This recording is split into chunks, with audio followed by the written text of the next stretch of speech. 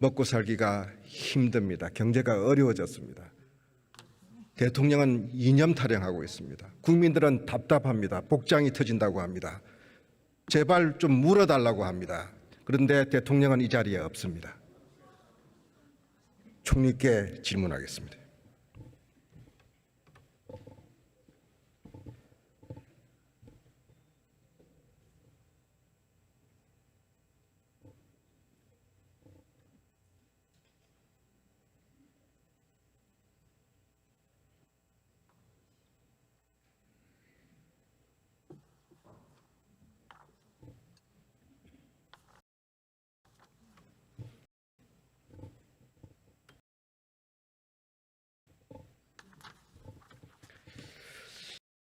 총리님, 예결위 그리고 본회의까지 연일 힘드시죠? 맞습니다. 또 국정이 때때로 좀 잘 안 풀리는 면이 있지 않습니까? 네, 어떻습니까? 항상 높낮이가 있죠. 예. 대통령과 좀 대화할 기회가 많이 계십니까? 공식 석상 외에 따로 좀 상의도 하십니까? 네, 대통령께서 좀 국정을 답답하게 생각하십니까? 좀 더 개혁이 원활히 빨리 이루어졌으면 좋겠다 하는 생각은 가지고 그게 좀 화가 나 계세요? 뭐 그런 것 같지는 않습니다. 근데 공산 전체주의라는, 저도 정치학을 조금 공부한 사람인데 듣도 보도 못한 새로운 용어까지 창시하시고 연일 그냥 반국가 반사회 뭐 선전성동 세력, 아니 이런 이야기는 옛날에 박정희 유신 시대나 전두환 군부 시대 때 듣는 소리였지 않았습니까? 대통령께서 왜 이렇게 거칠어지셨습니까? 글쎄요, 그거는 뭐 전체적으로 국정을 운영하는 과정에서 이러한 그 대통령께서 생각하시기에 국정에 대해서 충분히 협조를 하시지 않는 분들이 그러한 그 하나의 그 판단의 근거로서 이렇게 협조를 하지 않고자 하는 그런 생각들을 강하게 가지고 계시지 않나 하는 우려 같은 데서 말씀하시는 거 아닌가 싶습니다. 예, 저도 대통령을 가까이서 모셔봤고 우리 또 총리님께서도 또 김대중 대통령 시절부터 대통령 모셨지 않습니까? 개혁하고자 하는데, 좋은 일을 하고자 하는데, 국민을 위해서 하는데 벽에 부딪힐 때가 있습니다. 그런데 문제는요, 그럴 때 협력을 구하고 이해를 구해야 되지 정반대로 가는 것 같아서 그렇습니다. 지금 국민들은 먹고 사는 문제, 경제 위기 문제에 대해서 국회에서 논의하고 정부에서 시원한 정책을 내놓기를 바라고 했는데, 예결위 국회 본회의까지 홍범도 장군 흉상 문제, 이념 문제, 그거 가지고 지금 날밤을 새고 있습니다. 누가 시작했습니까? 야당이 시작했습니까? 국민이 요구했습니까? 대통령이 저지른 거 아닙니까? 대통령이 하신 일은 없습니다. 자, 좋습니다. 대통령께서 취임할 때 그런 말을 기억이 납니다. 참모 뒤에 숨지 않겠다. 사과할 일은 정부가 사과하도록 하겠다. 많은 분들이 기대를 했습니다. 협치하겠다고 해서 야, 이제 좀 정치가 바뀌겠구나. 그런데요, 재난이 날 때마다, 사고가 날 때마다 사과다운 사과를 국민들이 들어본 적이 없습니다. 그러니까 답답한 겁니다. 책임자 처벌 오리무중입니다. 그래서 답답합니다. 요즘은요, 억울한 사람이 생기고 있습니다. 최상병이 해병대 젊은 사병이 수재 재난 복구 갔다가 억울한 희생을 당했습니다. 대통령께서 철저히 진상조사를 했습니다. 그래서 해병대 수사단장은 수사를 했습니다. 명을 따랐습니다. 그런데 항명죄로 지금 구속당할 처지에 이제 뭐 역도로 몰리고 있습니다. 왜 이렇게 됐습니까? 이분 안 억울하겠습니까? 그분은 장관이 결재를 했지 않습니까? 그런데 그 다음 날 무슨 이유인지 용산에서 연락을 받고 결제를 번복했지 않았습니까? 용산에서 연락받은 적은 없다고 국방부 장관이 몇 번 말씀하셨고요. 장관의 말이 바뀐 겁니다. 국- 용산 대통령 참모들은 모른다, 뭐 그럴 리 없다, 다 피해 나가겠습니다. 진상을 모르고 있습니다. 국민들은 의혹을 갖고 있습니다. 일각에서는 이거 청와대 대통령발 국정농단 사건이다, 심각하게 보고 있습니다. 그래서 이 의혹을 풀지 않으면,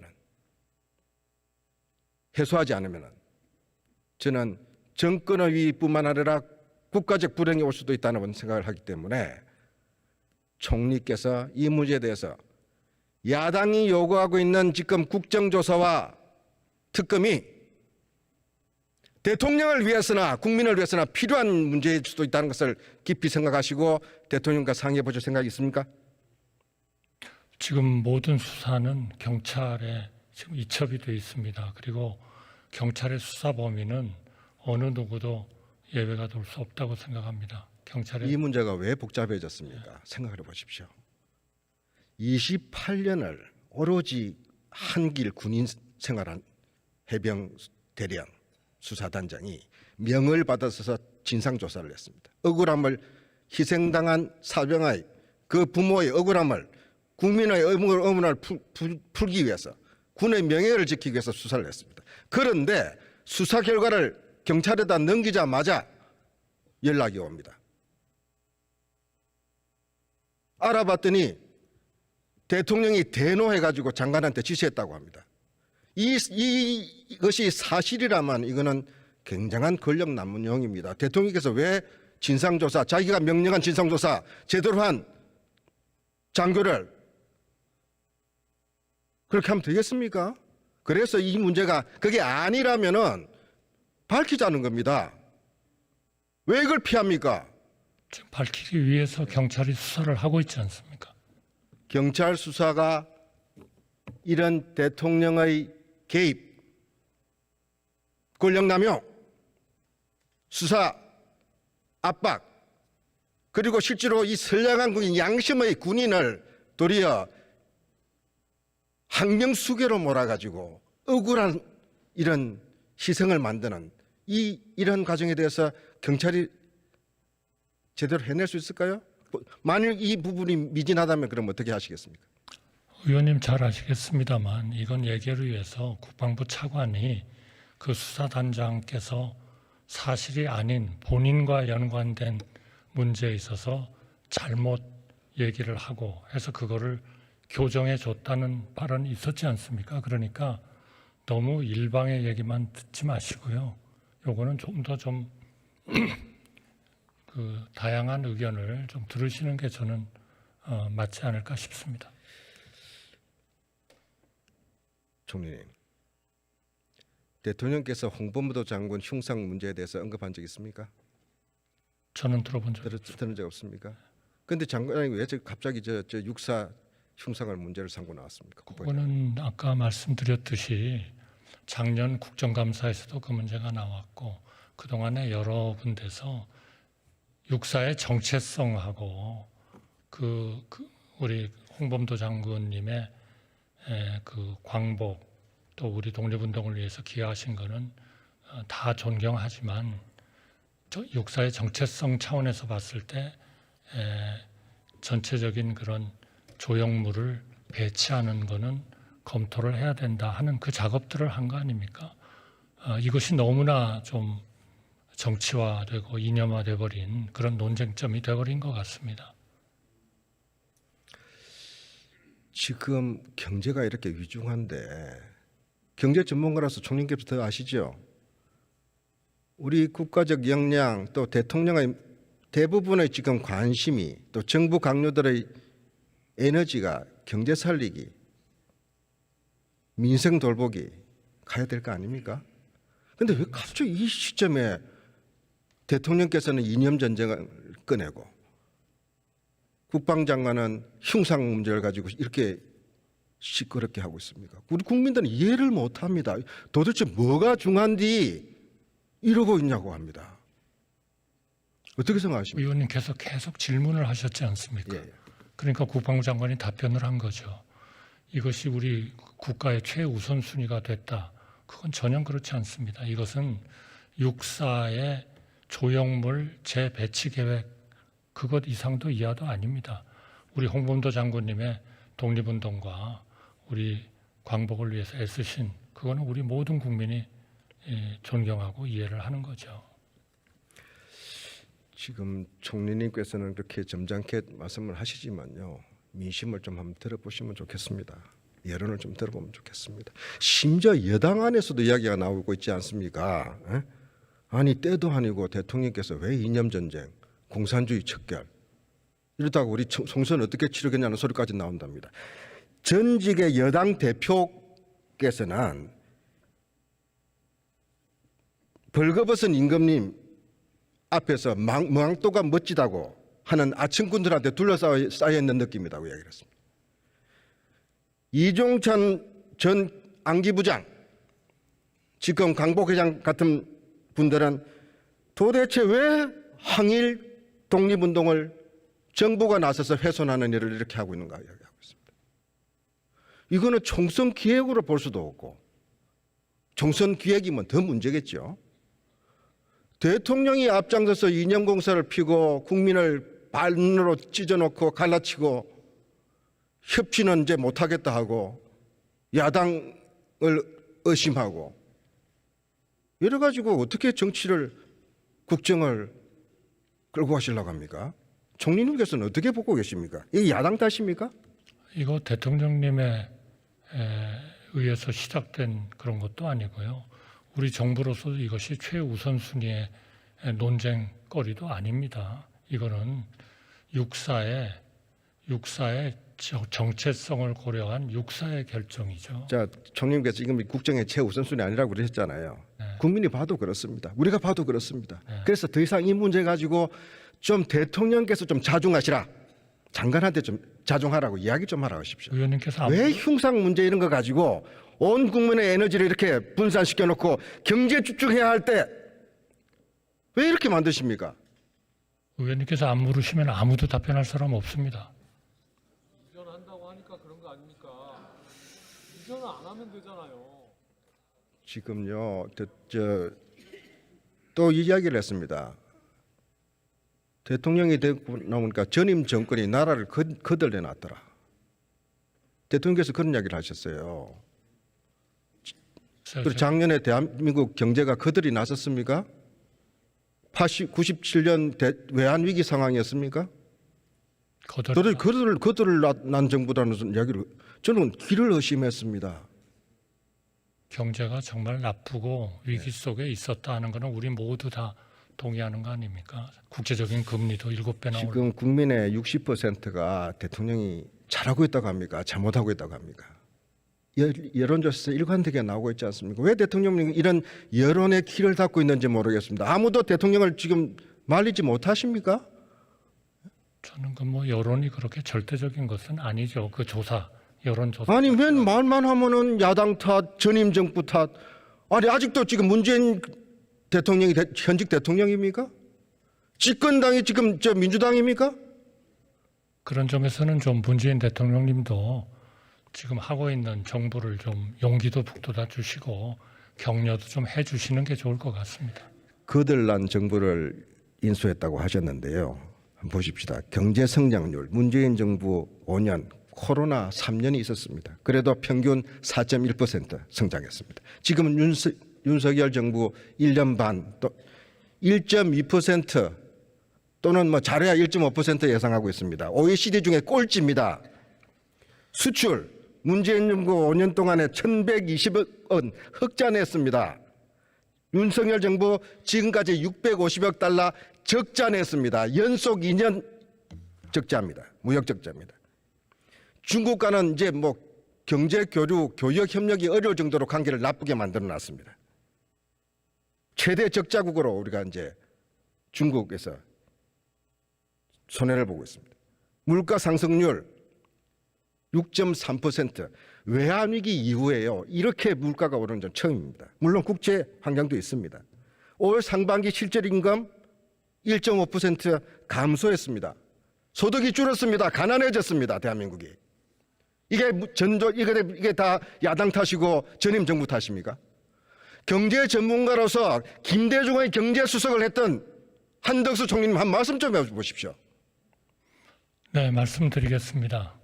저희가 경제를 인수했을 때 그때는 복합 위기에 전 세계적으로 정말 위기에 가까웠습니다.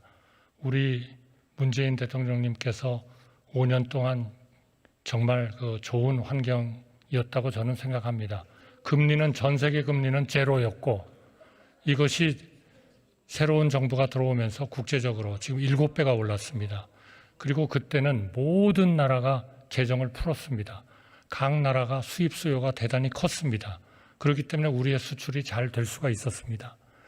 저희의 이 경제가 왜 어려우냐 하는 저희는 그 원인을 다 알고 있습니다. 그러나 우리 국민들의 단기적인 만족만을 위해서는 정책을 할 수가 없는 상황이었습니다. 그렇게 우리가 재정을 풀고 금융을 풀어가지고는 국제적인 신인도 하락 때문에 국가가 정말 거덜날 수 있는 위기였다 이렇게 생각합니다. 그러한 과거에 그런데 전임 정부가 거덜냈다면서요. 아니죠. 전임 정부는 정말 좋은 여건이었다는 말씀을 드립니다. 금리는 제로였고 그리고 재정은 전 세계가 다 확장 재정을 했습니다. 이제 모든 나라가 인플레이션의 이제 문제를 겪기 시작했습니다. 우리의 인플레이션이 6% 가까이 올라갔습니다. 그러니 당연히 우리의 실질 임금은 떨어질 수밖에 없는 거죠. 아무리 명목 임금이 올라도 우리의 6%가 가는 인플레를 극복하면서 우리의 실질 임금이 오를 수는 없는 거죠. 그러면 1년 한 반 정도에 이 정부가 해온 건 뭐냐? 제일 먼저는 우리 경제의 위기를 막는 겁니다. 외환이 거덜나지 않게 하고 또 우리의 재정이 거덜나지 않게 하는 거. 그 전력을 다했습니다. 인기 없는 정책입니다. 어떤 국민이 타이트한 재정과 타이트한 금융을 원하는 분이 어디 있습니까? 그러나 그 와중에도 최대한 저희로서는 민생을 생각하고 9번 이상의 민생 대책을 때에 따라서는 대통령 주재로 하면서 사회적 약자, 금융의 약자에 대한 대책을 해왔습니다. 그리고 중장기적으로 성장을 하려면 이제는 제도의 개혁을 해야 됩니다. 그 제도의 개혁이 어느 때는 카르텔의 그 해소라는 측면으로 나타나기도 하고 연금 노동 그리고 교육 개혁으로 나타나는 겁니다. 그러니까 저는 어느 누구를 탓하고 싶지 않습니다. 저희가 잘하려면 결국 전의 정책이 어땠는지를 평가해야 되는 겁니다. 그래서 좋은 정책은 이어받고 잘못된 정책은 고치고 그리고 좀 더 개선해야 될 정책은 개선해야 되지 않냐 하는 그런 기본적인 취지에서 전 정책을 평가를 하고 거기서 우리의 방향을 찾는 것입니다. 개중에는 저희가 그대로 받아들인 것도 많지 않습니까? 우리 2030 부산 엑스포가 그렇고 또 우리 후쿠시마 방류에 대한 우리의 입장이 그런 것이죠. 그러니까 너무 일률적으로 보기는 어렵다 하는 말씀을 드리는 겁니다. 저 엑스포 이야기하셨는데 부산 엑스포에 일본 정부가 우리 지지하고 있습니까 지금? 명시적으로 지지 표명하셨습니까? 그거는 제가 말씀드리기는 어렵습니다. 나라에 따라서는 자기가 지지하는 것을 지지한다는 그런 입장은 가지되 밝히지 않는 나라들이 많습니다. 우리 일제 강점기 강제동원 피해자들 배상 문제도 우리 정부가 대통령께서 우리가 하겠다 하고 다 했잖아요. 이른바 대위 변제가 그거 아닙니까? 일본에서 상응 조치 있었습니까? 무슨 기업에서 자기들도 뭐 한다면서요? 기업들 간에 양국의 청년들이 교류하는 기금은 지금 만들어지고 있는 그런 상황이고요. 강제징용 피해 보상금도 우리가 내고 부산 엑스포 한다고 그렇게 뛰어다니는데 일본은 지지도 안 해주고. 그거는 그다음에 지지를 안 해준다는 해상 방류는 일본이 했는데 우리 어민 보호를 위해서 국민 세금 지금 한 7천억 지금 예산 책정해놨죠. 그거 피해 대책 해야 되고. 그러니까 일본 외교도 퍼주기 외교, 적자 외교, 일본만 좋은 외교 이야기 나오지 않습니까? 그거는 좀 너무 일방적인 말씀이고요. 아니 그러니까 좀 뭘 얻어오셨는지도 좀 설명을 하시고. 아니, 예? 우리가- 그다음에 예. 후쿠시마 문제에 대해서는 과학적 논란이 있고 여러 가지 또 정부 입장도 있는 것 우리도 듣고 있습니다. 국민들은 불안해하고 걱정하고 장기적 효과에 대해서는 지금 누구도 장담 못하고 있고 또 우리는 바다를 접하고 있고 그래서 국민들이 불안해하는 국민들이 70%고 과학적으로 이게 위험성도 있다는 것도 한 절반 이상이 인정을 또 하고 있는 이런 여론을 생각한다면은 국민을 무슨 괴담 유포에 뭐 휘둘리는 무지몽매한 사람으로 그래 몰면 안 되지 않습니까? 예? 저는 의원님께 일본 정부가 그렇게 합니까? 근데 기시다 총리가 그런 자국 정부의 그런 태도를 취하는 걸 못 봤습니다. 의원님, 그 문제는요. 지금 여론조사가 그렇다라고 말씀하시니까 제가 여론조사 몇 개의 질문을 받습니다. 질문을 받더니 밑도 끝도 없이 일본이 오염수를 방류한다는데 찬성하십니까? 이렇게 돼 있어요. 단 어느 하나의 여론조사에도 제가 본 바에 의하면 일본이 방류를 하는데 여기에 따라서 IAEA의 국제 기준에 따라서 방류를 합니다. 그리고 그들은 그것이 인체에 해가 없다고 주장하고 있습니다. 여기에 동의하고 계십니까? 이렇게 물어야 되는 거 아닌가요? 또 어떻게 오염수를 방류하고 있습니다. 그건 핵폐기물 방류한다는 거하고 똑같은 얘기 아니에요? 예, 제가 반복적으로 지금 총리님께 드리는 말씀은 그겁니다. 네, 정부로서 국정을 운영하면서 답답한 적이 있을 겁니다. 많습니다. 억울한 면도 있을 겁니다. 국민들은 더 답답합니다. 더 억울합니다. 네, 동의합니다. 더 열심히 하겠습니다. 분열시키지 말고 경제에 집중하고 민생을 챙기는 대통령으로서 좀 실천을 해주시고 야당의 협조도 보여주십시오. 그게 권력을